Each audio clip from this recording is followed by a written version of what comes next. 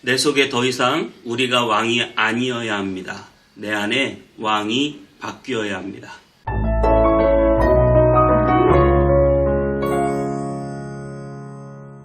안녕하세요. 온땅교회 성목교회 서정희 목사입니다. 오늘 하루도 하나님의 말씀과 함께 행복한 하루 되시기 바랍니다. 우리나라도요, 대통령이 바뀌면 굉장히 많은 일들이 있습니다.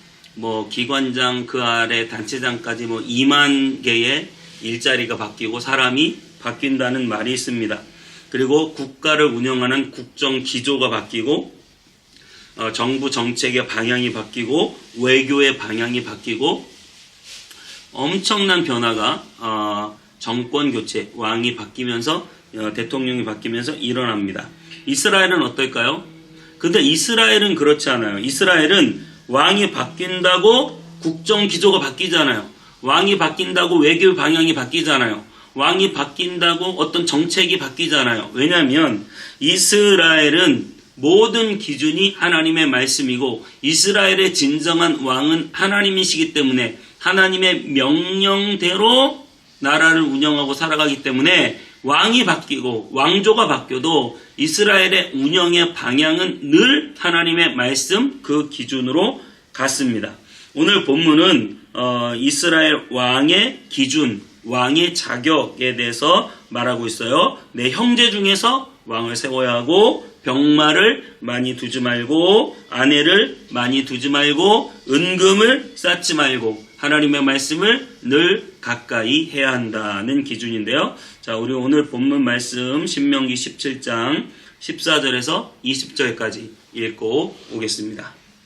네가 네 하나님 여호와께서 네게 주시는 땅에 이르러 그 땅을 차지하고 거주할 때에 만일 우리도 우리 주위의 모든 민족들같이 우리 위에 왕을 세워야겠다는 생각이 나거든 반드시 네 하나님 여호와께서 택하신 자를 네 위에 왕으로 세울 것이며 네 위에 왕을 세우려면 네 형제 중에서 한 사람을 할 것이요 네 형제 아닌 타국인을 네 위에 세우지 말 것이며 그는 병마를 많이 두지 말 것이요 병마를 많이 얻으려고 그 백성을 애굽으로 돌아가게 하지 말 것이니 이는 여호와께서 너희에게 이르시기를 너희가 이후에는 그 길로 다시 돌아가지 말 것이라 하셨음이며 그에게 아내를 많이 두어 그의 마음이 미혹되게 하지 말 것이며 자기를 위하여 은금을 많이 쌓지 말 것이니라.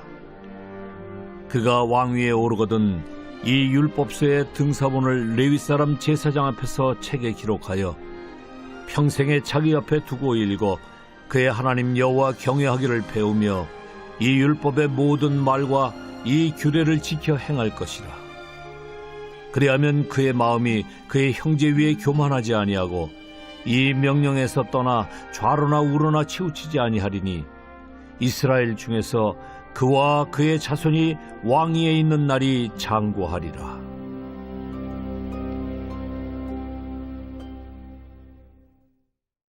네, 오늘 15절에는 내 형제 중에 왕을 세워라 이렇게 말하고 있죠. 아무리 잘생기고 똑똑해도 외국인을 왕으로 세우지 말라는 것이죠. 이 말은 하나님의 믿음과 신앙으로 세운 국가이기 때문에 믿음이 없는 사람이 신앙이 없는 사람이 왕이 되는 것을 당연히 경계하는 것이죠. 그리고 두 번째로는 병마를 많이 두지 말라는 것이 16절 말씀입니다. 아니 왕은 당연히 국가의 국방력을 강화하기 위해서 군대를 조직하고 많은 병마들을 두는 것이 미덕이었어요. 당연히 왕들은 그렇게 하는 것이었습니다. 다윗이 한번 그런 적이 있어요. 이스라엘의 숫자를 세면서 이스라엘의 남자의 숫자를 세고 군대와 또 그 이스라엘의 조직력을 관리하려고 한 적이 있어요. 그런데 하나님이 그때 병을 내려보내세요. 왜냐하면 하나님을 의지해야 할 다윗이 사람을 의지하고 군대를 의지하고 인구를 의지했기 때문에 그게 사무엘하 24장의 내용입니다. 저와 여러분 어때요? 우리가 교회를 운영해도 사람 숫자가 몇 명이냐 이게 모든 목사님들의 중요한 화두죠. 오늘 몇 명 모였냐 이게 화두예요. 우리가 어떤 기업을 운영하고 뭘 해도 몇 명이냐 물론 그런 것이 중요합니다. 중요하지만 적어도 하나님의 역사를 나타내는 데 있어서는 사람 숫자가 중요한 것이 아니라 하나님이 그것에 함께 하느냐 함께 하지 않느냐가 중요한 것이에요. 그래서 여러분들이 기업체를 운영하든 아니면 교회에 있든 무엇을 하든 사람의 숫자로 일하지 않고 하나님의 능력 안에서 믿음으로 일할 수 있는 저와 여러분 되시기를 바랍니다. 우리는 사람을 의지하지 않고 숫자를 의지하지 않고 하나님을 의지하는 사람입니다. 그리고 17절에는 아내를 많이 두지 말라 이렇게 말하고 있어요. 이것은 단순히 결혼에 관련된 문제가 아니라요. 아내를 왕이 많이 두게 되면 외국의 많은 나라들과 화친하면서 그 외국의 이방 여인들이 아내로 들어오고 그것에서 많은 우상이 싹트게 돼요. 이것이 솔로몬 시대에 일어났던 일 아닙니까? 그렇기 때문에 우리는 그것을 잘 기준 삼아서 어떤 세상의 어떤 세력, 어떤 나라, 외교, 어떤 이 공동체 이외의 어떤 사람이 우리를 도와주고 우리와 함께 할 거라는 것을 여러분 힘삼지 말라는 거예요. 여러분 교회는 하나님이 역사하는 것이지 다른 어떤 조직이나 사람이나 외부의 어떤 힘 있는 자를 의지하는 것이 아니고 여러분의 모든 하는 일 가운데도 하나님을 의지해야지 어떤 외부의 힘 있는 자, 능력 있는 자, 돈 있는 자 그런 사람을 쫓아가서 일할 것이 아니라 우리는 하나님을 의지하고 바라보는 믿음으로 살게 되길 바랍니다. 그 다음에 17절에는 은금을 많이 쌓지 말라고 왕에게 말하고 있어요. 은금을 많이 쌓는 건 뭐예요? 왕이니까 은금을 얼마든지 쌓을 수 있겠죠. 세금을 많이 걷거나 이렇게 하면. 그래서 여러분 과도한 세금을 걷고 국민들을 힘들게 해서 자기의 배를 부르게 하지 말라는 것입니다. 우리는 이 물질 때문에 내가 과도한 욕심을 부려서 다른 사람을 아프게 하고 고통당하게 하면서까지 우리가 물질을 모으고 살지 말아야겠죠. 우리가 돈을 버는 방식은 다른 사람을 이롭게 해서 돈을 버는 방식이 되어야 하고 그 사람을 살려내며 돈을 버는 방식이 돼야 되지 그 사람들을 죽이고 나쁘게 하고 해치며 돈을 버는 방식이 아니기를 바랍니다. 그래서 우리는 물질만 쫓아가는 것이 아니라 하나님을 정확히 쫓아가는 사람이에요. 마태복음 6장 24절에 한 사람이 두 주인을 섬기지 못한다. 혹 이를 미워하거나 아니면 저를 사랑하거나 저를 경히 여기거나 이를 중히 여긴다.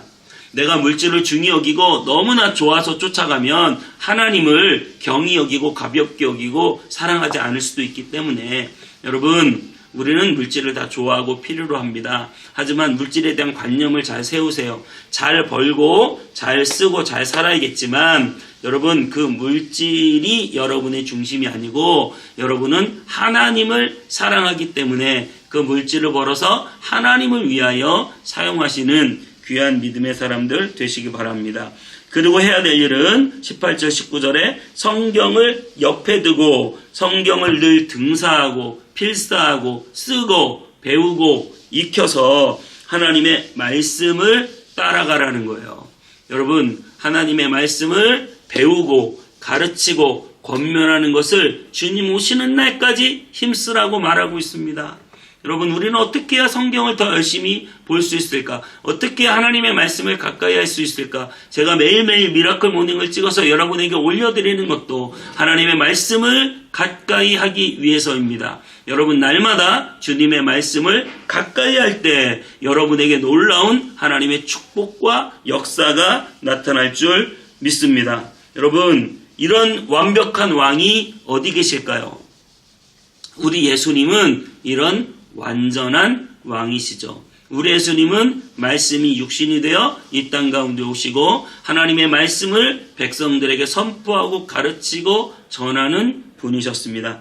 우리 예수님은 늘 은금을 의지하지 않고 사람과 세력을 의지하지 않고 오직 하나님을 의지하며 하나님을 바라보는 분이셨습니다. 예수님은 궁궐이나 어디 군대를 만들고 찾아가고 조직한 것이 아니라 그분은 가난한 제자들과 함께 하나님의 말씀을 배우고 가르치면서 십자가 위에서 죽기까지 순종하신 분, 그분은 머리 둘 곳도 없이 그렇게 살아가신 분, 우리 예수님께서 우리의 그러한 진정한 왕이 되어주시기를 축복합니다. 여러분 마음대로 사는 게 좋은 게 아니에요. 예수님이 우리에게 왕이 돼야 돼요. 내가 만약에 가게를 차리는데 백종원 씨가 우리 가게의 대표가 돼서 내 가게를 책임져 준다. 어떨 것 같으세요? 여러분 백종원 씨가 책임져 준 포방토 돈가스 집 아세요? 네, 그 돈가스 집이 있는데 그 연돈이라고 하는 그 돈가스 집을 백종원 씨가 가서 너무 맛있어가지고 나중에는 내가 널 책임져 주겠다. 그래서 이 사람을 제주도에 있는 그 호텔에 데려갔어요. 그래가지고 거기에다가 어마어마하게 큰 돈가스 집을 차려줬죠. 이 사람은 백종원 씨 만나가지고 완전히 인생이 바뀐 거예요. 자기 혼자 내 마음대로 할 거예요. 백종원 씨 참견하지 마세요. 내가 더 전문가예요. 그렇게 말하면 어떻게 그걸 얻을 수 있겠습니까? 여러분, 여러분의 인생의 주인공이 여러분인 게 좋은 게 아니에요. 내가 내 마음대로 살면 좋겠고 내 뜻대로 살면 좋겠지만 아니에요. 예수님이 여러분의 인생의 주인공이고 예수님이 여러분의 마음의 왕이시고 예수님이 여러분의 사업장의 왕이시고 예수님이 이 교회의 주인이시고 왕 되셔야 모든 게 예수님이 운행하시면 얼마나 대단한 그 공동체가 되겠습니까? 우리는 우리의 왕권을 예수님께 자꾸 넘겨드려야 돼요. 내 마음대로 내 뜻대로 하지 않고 예수님 뜻대로 예수님 마음대로 예수님이면 어떻게 하시겠습니까? 예수님은 어떤 길을 가시겠습니까? 그렇게 주님께 물으며 주님을 진정한 왕으로 모시고 살아가는 저와 여러분 되시기를 축복합니다. 기도하겠습니다. 하나님, 우리가 이 땅을 살아가면서 끊임없이 내 마음대로 내 욕심대로 내가 왕이 되어 살고 싶지만 주님이 나의 왕으로 임하여 주셔서 나를 다스려 주시고 주님의 뜻 안에서 살기를 원합니다. 하나님, 내 안에 모든 내가 왕이 되려는 은과 금을 모으고 사람을 모으고 조직과 힘을 키우려는 마음을 내려놓고 하나님, 주님의 뜻 안에서 순종하며 주님을 왕 삼고 살아가는 우리의 삶 되게 해 주옵소서. 예수님의 이름으로 기도하옵나이다. 아멘.